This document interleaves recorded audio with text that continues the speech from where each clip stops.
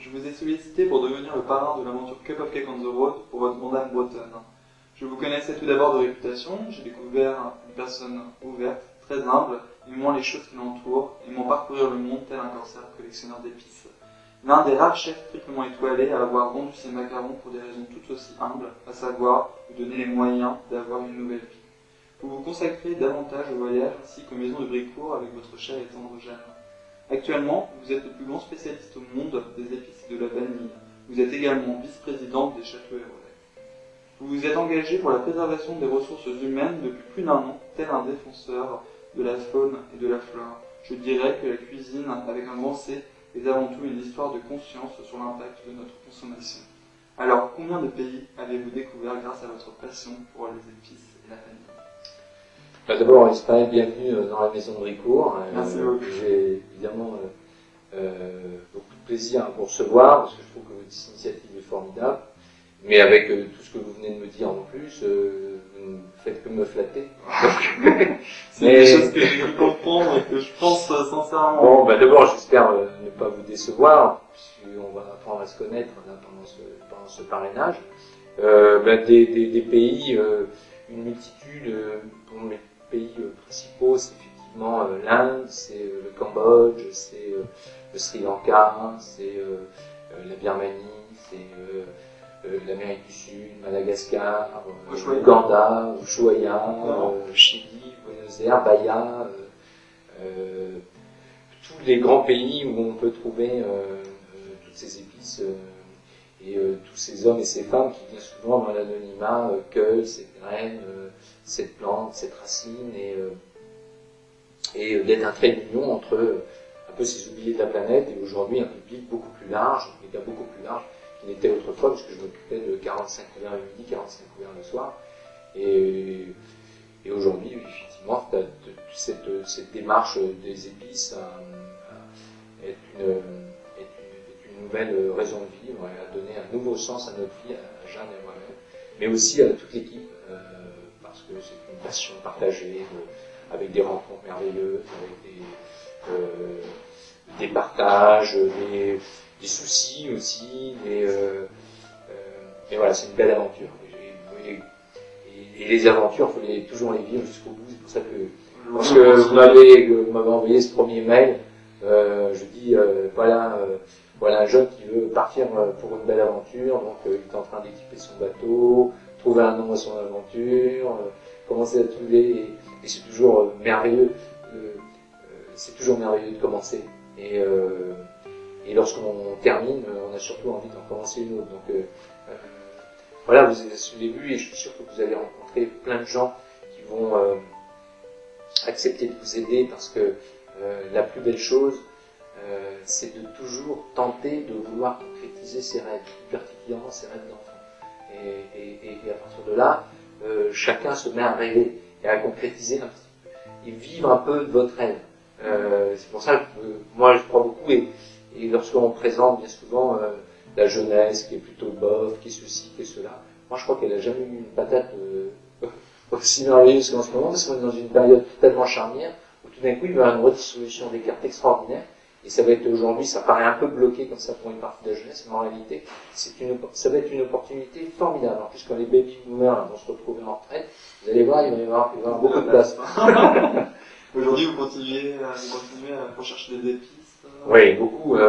Alors à la fois, moi ce qui m'interpelle beaucoup, c'est le rapport d'une nature avec une population, une culture donnée, et le rapport de l'alimentation. C'est-à-dire que plus on rencontre des personnes qui n'ont pas été abîmées par les mauvais côtés de s'alimenter des Européens, des Occidentaux en général, plus on s'aperçoit qu'ils ont gardé un bon sens, et on parle beaucoup de durabilité, beaucoup d'hygiène alimentaire, et bien souvent ces personnes ont gardé intrinsèquement ces bons réflexes.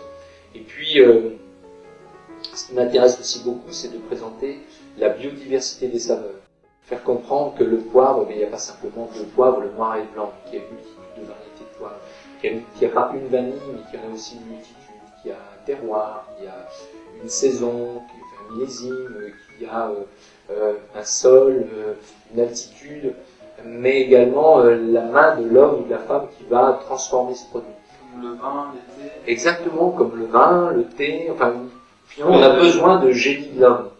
Et le besoin de génie de décennies, bien souvent de siècles, comme ça, par empirisme, de savoir. Et des choses peuvent nous paraître un peu rustiques comme ça. En réalité, elles sont très raffinées. Et donc, et aujourd'hui, ce sont la collection des piments aussi. Les gens disent, le piment, c'est du chili, ça pique, ça brûle. Il y a 350 variétés de piments. Et ça fait partie aussi de la richesse de l'humanité, cette diversité. Aujourd'hui, quand on voit des espèces de bulldozers, de propagande, de publicité de la bouffe, on a l'impression que tout doit être uniformisé, quoi le bon doit se situer entre le gras, le sel et le sucre, alors qu'il y a une multitude de saveurs dans le monde qui font chanter et danser les cuisines du monde au quotidien. C'est vrai. Et du coup, de quelle façon vous y prenez pour rencontrer ces producteurs? C'est par réputation, les vidéos? Alors, lorsque moi j'étais encore au fourneau, le restaurant se fermait 3 mois. Et pendant ces 3 mois, le sujet, le fil conducteur pour aller en voyage, c'était de reprendre les routes des messieurs de Saint-Malo. Les messieurs de Saint-Malo, c'était ces armateurs qui, à la fin du XVIIe et du XVIIIe, étaient à l'origine de la Compagnie des Indes françaises. Donc c'était à la fois aller vers le Nouveau Monde, vers les Caraïbes, vers l'Amérique du Sud, mais c'était également aller vers l'Inde, le Moyen-Orient, l'Orient, et de découvrir un peu ces routes. Alors, comme l'autre, à côté de la cuisine, mon autre passion c'est la voile, c'était en général de louer un bateau sur place, évidemment sans skipper, parce que voilà, et puis on n'avait pas besoin, et puis et de retrouver ces routes. Tout d'un coup vous arriviez sur ces rivages, un peu comme au 16e, 17e, vous voyez ces personnes, ces petits producteurs, et fil en aiguille, un affectif s'est créé avec ces hommes et ces femmes. Mais je leur achetais quoi, 10-15 kilos. Et lorsqu'on a souhaité, finalement, très modestement, une toute petite goutte d'eau pour que leur acheter d'une manière responsable ce qu'ils produisaient de plus beau. Et là, on a commencé à leur acheter non plus 10 ou 15 kilos, mais des tonnes. Et tout d'un coup, là, eh bien, on peut construire un dispensaire, on peut aider une école, on peut... et dans des populations... bon, c'est peut-être un peu couillon ce que je veux dire, mais... j'ai vu des gens pauvres très heureux. Mais ce qui est dramatique, c'est la misère. Et lorsque... Voilà, et ça, c'est inacceptable. Donc, tout d'un coup, ils vous appellent, parce que, par exemple, les Indiens, ils sont très maigres. Donc, ils nous voient, par exemple, on a ouvert à Paris, on a développé. Parce qu'à un moment donné, quand vous dites, je veux leur acheter d'une manière significative, bah, faut vendre. Moi, je ne savais pas faire ça. Je suis pas un commerçant. Moi, je suis pas un épicier. Je suis un cuisinier. Je suis un créateur de poudre d'épices, de plats, de saveurs. Et là, je dois apprendre autre chose. Il faut créer un besoin pour... Non, moi, je n'ai pas vraiment créé un besoin. C'est-à-dire que c'est créé en 30 ans. Donc, alors, je rencontre ces personnes et beaucoup sont devenus des amis, on restait en relation, puis on revenait peut-être tous les 2-3 ans et on rachetait ces produits, mais petite quantité. Puis alors après, bon, maintenant, on a trouvé. Et puis, les personnes, lorsqu'ils sortaient du restaurant, aimaient bien emmener mes poudres, presque ma cuisine en kit. C'est-à-dire qu'ils partaient en disant, pour le Saint-Pierre autour des Indes, on peut avoir un petit peu de la poudre, ou pour l'agneau Grande Caravane, pour les coquilles Saint-Jacques de Cochin, ou avec les tomates, la poudre Sérénissima. Et au départ, on offrait aux gens, ils repartaient avec un petit bocal de... et puis comme l'entrepôt était sur la rue, là, tout d'un coup, des gens qui venaient pas au restaurant poussaient la porte de l'entrepôt parce que ça sentait bon, torréfié, on voyait. Et là, on a dit, à un moment donné, on ne peut pas passer notre temps à donner nos épices. Donc, et c'est là où nous est venue l'idée, mais finalement, puisque c'est aussi permettre aux personnes de faire une cuisine aux épices sans pour autant faire une cuisine exotique. Autant moi j'aime évidemment la cuisine des plats des différents quatre coins du monde. Il y a un moment donné, c'est comment, dans la cuisine française, qui est probablement la cuisine la plus perméable au monde, même si c'est pareil, un peu comme ça, un peu rigide, arrêté, si on regarde bien tous les autres pays, ils ont des cuisines qui sont beaucoup plus traditionnelles que les nôtres. Et nous, au fil du temps, c'est peut-être la force même, parfois inavouée, de la cuisine française, c'est qu'en permanence, elle est métisse. Elle s'approprie, elle Elle s'approprie des saveurs, ensuite elle dit c'est français. Ça a commencé dès le début. Les plus belles pages de l'histoire de la cuisine française s'écrivent non pas avec un terroir français, non pas avec des bons produits français. Les produits se rapportent d'ailleurs. C'est le haricot, c'est la pomme de terre, c'est la tomate, c'est la courgette, c'est l'aubergine, c'est l'ananas, c'est le cacao, c'est la vanille, c'est le sucre. Et c'est toujours. Après, un plat le plus franchouillard, c'est le cassoulet. Le cassoulet sans le haricot. Il n'y a rien de plus exotique, sans le haricot d'Amérique du Sud, on peut pas faire le cassoulet. Donc c'est tout, c'est l'histoire.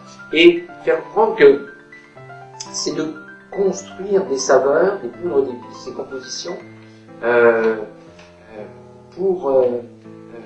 mais avec notre mémoire de goût, nous, de Bretons, de Français, d'Européens. Évidemment, on ne va pas avoir les mêmes références de goût qu'une personne du Rajasthan, qu'une personne d'Ouganda ou qu'une personne du Chili. Parce que depuis notre petite enfance, on goûte des choses différentes. Et tout d'un coup, vous faites rentrer comme ça dans votre cuisine. Alors, la difficulté, c'est que beaucoup de gens achètent des épices. Pourquoi? Parce que ça leur rappelle leur dernier voyage, que ça fait joli dans leur cuisine. Et pour les utiliser, en général, lorsqu'ils utilisent, elles sont périmées, c'est un peu qui se fait vanter, ou lorsqu'ils utilisent, je sais pas moi, avec une cookies Saint-Jacques, une côtelette d'agneau, je ne sais quoi, le conjoint dit, attends, la prochaine fois, tu mets juste un tour de moulin à poivre, un peu de persil, machin, parce que ce que tu m'as fait, c'est un désastre. Parce que les épices, et lorsque on va dans le monde, il y a une cuisine des épices, c'est toujours un mélange. C'est toujours des poudres, c'est mélange Colombo, c'est Cachin, c'est garam masala, toujours un mélange. Et nous, les Européens, on est persuadés qu'on peut utiliser l'épice seule. C'est une erreur grotesque. En dehors du poivre, c'est toujours un mélange. Et tout d'un coup, on va faire une composition, comme un parfumeur, comme un nez, on va faire une composition avec notre mémoire de goût, nous, depuis notre petite enfance. Et tout d'un coup, on met une poudre comme ça dans une salade de tomates, dans une blanquette de veau, dans une ratatouille, sur un poulet rôti, et on met moins de gras, moins de sel, et dans les desserts évidemment moins de sucre lorsqu'on utilise cannelle, vanille, un peu de coriandre. Pour les néophytes que je suis, je ne connais que cannelle, vanille et l'anis étoilé que je pourrais utiliser pour la pâtisserie. Comment pourrais-je connaître les meilleures associations de saveurs pour des recettes sucrées sans faire de faux pas? Comment on apprend à travailler avec les épices? Alors, c'est beaucoup... Alors, ouais. Moi, j'ai passé 30 ans de ma vie avec une cuillère dans la bouche 2 fois 2 heures par jour. C'est-à-dire qu'on fait ses gammes à un moment donné. C'est-à-dire qu'à un moment donné, c'est pas un don, mais moi, je reste toujours persuadé que c'est de l'envie, ensuite du travail. C'est un peu comme la mémoire, c'est un peu comme la diction, c'est un peu comme voilà, le chant, enfin, tout ce travail. Alors, il y a évidemment des erreurs qu'il ne faut pas commettre, et puis petit à petit, des combinaisons se font naturellement. Mais il faut toujours le faire pas par hasard, et parce que c'est quelque chose qui doit raconter votre histoire. C'est-à-dire qu'il doit toujours y avoir un fil conducteur. C'est, par exemple, on dit, par exemple, on pense fleur d'hibiscus. Par exemple. Oui. C'est pas un hasard. Oui. Je parle de fleur d'hibiscus. Eh bien, fleur d'hibiscus, comment puis-je imaginer sublimer la fleur d'hibiscus par rapport à un produit totalement ordinaire? Est-ce que puis-je faire une madeleine à l'hibiscus? Oui. Question. Oui. Et alors, qu'est-ce qu'on retrouve dans l'hibiscus? Alors, par exemple, la saveur, une saveur acidulée, florale, fruitée, presque un peu de fruits rouges, mais avec aussi cette fraîcheur qui est presque une fraîcheur mentholée finalement, en fin de bouche, parce que cette espèce comme ça de quelque chose qui rafraîchit, qui est très rafraîchissant. Donc, que trouvons-nous mentholé? Par exemple, moi je pourrais très bien imaginer un chocolat hibiscus. Pourquoi? Parce qu'il existe la fleurette qui fonctionne très bien. Donc, c'est des petites choses comme ça, mais il faut le reprendre avant tout par rapport à des saveurs que vous aimez. C'est ça, des expériences qu'on a déjà eues. Complètement. Et un parfum, ça peut être une émotion, ça peut être une rencontre, ça peut être une période de l'histoire qui vous a marqué, fasciné. C'est Et c'est toujours une rencontre et un passage et un échange qui est presque à un moment donné, ça peut parfois même l'expression d'une confrontation, presque de rebondir sur. Mais ce qui est formidable, c'est que lorsqu'on commence à travailler les épices, d'abord on invite l'autre, le différent, à sa table, ou sur dans son atelier, dans son cuisine, dans son laboratoire. Et donc c'est un moment de liberté, parce que vous ouvrez les portes en grand. Et alors évidemment, il y a les basiques, il y a alors, mais où il faut se méfier, il y a les différentes glaces. Il y en a certaines que l'on va mettre avec un caramel, plutôt. D'autres qu'on va remettre plutôt avec un chocolat. Comme on va mettre une Congo également avec un caramel, parce qu'il y a des arrière-goûts comme ça de caramba, juste lorsqu'on va avaler. Et on pourra partir avec une réunion pour justement tout ce qui est lacté, Madagascar fondu, pour une grande crème anglaise, et puis sur une tahitiansi, sur une crème fouettée, ou au contraire, sur un fruit poché, on va partir sur une Mexique, qui a des saveurs plus épicées. Donc vous voyez, il y a aussi toute cette gamme, mais là, ben, c'est comme ça, on peut les voir goûter, les cannelles, entre les cannelles et les casses, donc tout dépend de si c'est une cannelle de printemps, une cannelle d'automne, le diamètre de l'arbre, du cannelier sur lequel on l'a prise, si on est sur de la casse, on va avoir des saveurs un peu réglissées, voire un peu sucrées, et vraiment des goûts de sang. Donc, c'est infini, quoi. Mais il ne faut pas hésiter à jouer avec, il ne faut pas hésiter à s'investir pleinement dans ce jeu des parfums et des saveurs. On parlait de synesthésie, vous ressentez des moments... Oui, complètement, on est totalement porté. Alors, pour revenir un peu au projet de World, auriez-vous des conseils à me donner sur la façon d'aborder les meilleurs ouvriers de France pour accepter de m'initier aux recettes du CAP? D'abord,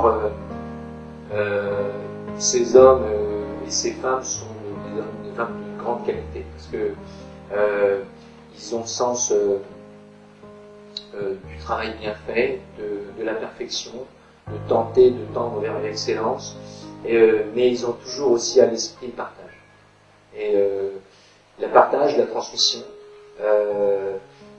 le relais toujours à l'autre. Donc ce ne sont pas du tout des gens enfermés qui vont se recroqueviller sur eux-mêmes, mais au contraire, il y a un grand sens. Alors, un grand sens de responsabilité, du respect, de l'ouverture. Ce sont des hommes et des femmes de grande qualité. Je suis persuadé que vous allez recevoir un très bel accueil de leur part et qui vont vous apprendre. Ils vont vous apprendre évidemment professionnellement, mais ils vont aussi vous guider humainement. C'est toujours des très belles rencontres. Parfois un peu peut-être un peu je suis un peu angoissé. Oui, mais c'est normal parce que ce sont au Japon des hommes et des femmes qui possèdent une grande connaissance, un grand savoir. On dit que ce sont des trésors vivants. Et bon nombre de ces meilleurs ouvriers de France sont des trésors vivants dans leur connaissance, mais aussi dans leur façon d'être, dans leur façon de partager. Et puis, pour les aborder, je crois qu'il faut, vous savez, toujours rester soi-même. Jamais se donner une espèce d'image, faut y arriver avec modestie, humilité, et puis, mais aussi avec votre enthousiasme, votre jeunesse, votre envie, et puis dire les choses comme elles sont. Et la façon que vous avez présenté, je pense pas que vous allez rencontrer beaucoup de problèmes. Alors, au sens large, quelles sont les étapes primordiales pour réussir un CAP, pâtissier, cuisine, n'importe quel CAP? N'importe quel CAP, n'importe quelle connaissance, c'est l'envie. On parle de motivation, moi je parle de l'envie, c'est-à-dire l'envie de connaître, l'envie de découvrir, l'envie d'ouvrir un livre, d'apprendre comment c'est fait, et puis alors après, c'est presque un secret, mais c'est un secret d'hommes et de femmes qui sont transmis depuis des générations, et comment faire un financier, comment faire une madeleine, comment faire une crêpe tout simplement. Parce que cette magie de la transformation. Et aujourd'hui, on est dans le monde virtuel, on est dans le monde un peu, où est la réalité, d'un coup de prendre simplement du lait, des œufs, de la farine, quelque chose comme ça, tout un liquide, blanchâtre, et on le fait tomber sur quelque chose de chaud, et on va voir cette chose ronde qui va apparaître, qui est une crêpe. On reconnaît la bretonne. Oui, mais c'est formidable. En plus, la crêpe, elle fait le tour de la planète. Que ce soit le chapati indien, que ce soit une galette dans le Sahara, que ce soit... c'est toujours, que ce soit au Mexique, c'est toujours ce rond. Et ce rond, c'est la Lune. C'est la matrice du monde. Ça permet de se nourrir comme ça. Donc pour moi, je cultive et je vis à travers aussi les symboles. Et